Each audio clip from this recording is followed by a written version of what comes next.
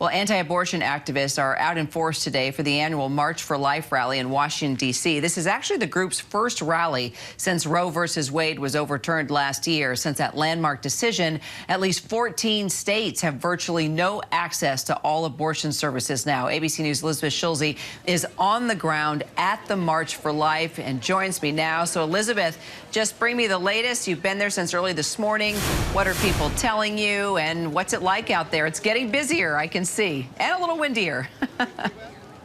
It's busier, it's windier, it's getting a little bit colder, but look, we've made our way from the mall. There are thousands of anti-abortion activists here today, Kira. And standing at the Supreme Court, you really get a sense here today of how this movement has changed in the past year. In some ways, this is a victory rally for a lot of the people here, the first time they've come together since that Supreme Court decision.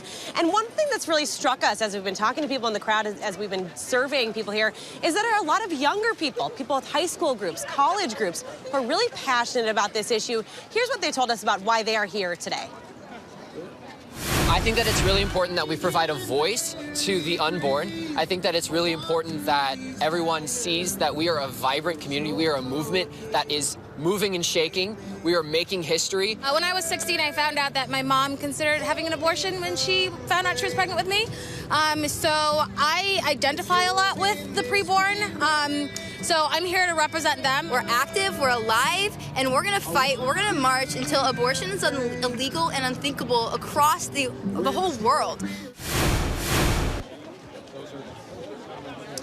A lot of passion, a lot of excitement from some of those younger people here, and really what they are ultimately pushing for is a national abortion ban. The cries as they've been walking through some of the signs that we see, there's an effort to say, sure, this decision to overturn Roe was one step in the right direction after a decades-long fight, but they're saying the fight is not done quite yet, Kira.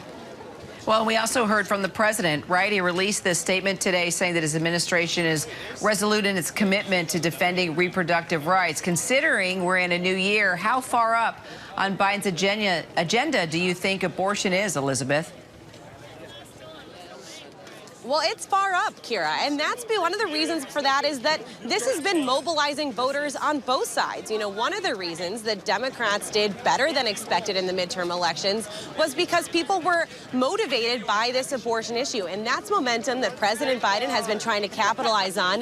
He has said this is a very clear priority for his administration, even with this new Congress. We saw President Biden issue a proclamation today saying that he wants to do whatever it takes to codify the right to have an abortion. But, you know, you can talk about the difficulty with that here at the Supreme Court. Across the street at the Capitol, that's a whole other issue. You know, Republicans control the House. Majority Leader Steve Scalise spoke at this event earlier today. It is very clear that that's going to be a difficult legislation to pass.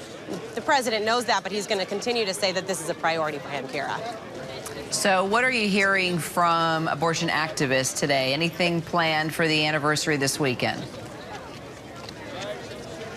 Right. So there are two sides to this, right? This 50-year anniversary is going to bring out people on both sides. Planned Parenthood is advertising that it will have events across the country. On Sunday, there will be similar rallies, and we continue to expect this. The activists here say they're going to continue to come out.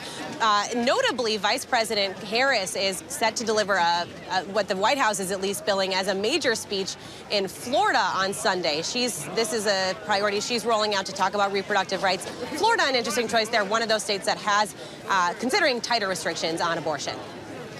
All right, and organizers also say that while the overturning of Roe is a win for their movement, the, quote, necessary work to rebuild a culture of life in the United States of America is not finished. So what do you think? Is this bigger than abortion? You know, this is something that a lot of the people here have been telling us. This is about the culture. They want laws changed. They want a federal ban on abortions. But they also keep bringing up this word culture, saying that they think that our culture has become one that is too enabling of the right to an abortion. And several of the people we talked to say that that's something that they're out fighting against, that they want to make their voice heard on this issue of culture. A rally is one way to do that, to make your voice heard. But ultimately, you know, they're here at the Capitol trying to talk about the steps, but also the ways that they can change it from their own point of view in their own communities.